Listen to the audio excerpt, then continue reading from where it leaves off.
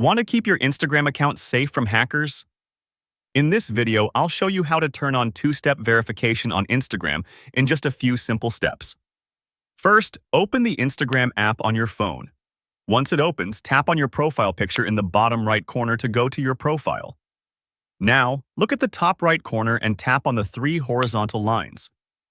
From the menu that appears, select Count Center. Scroll down and find Password and Security, then tap on it. Here, you'll see the option for two-factor authentication.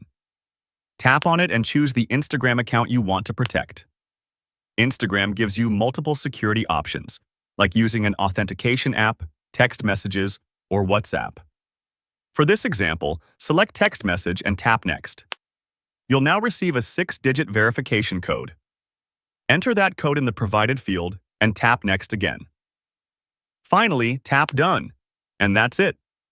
Your Instagram account is now protected with two-step verification. For more helpful Instagram tips, don't forget to subscribe.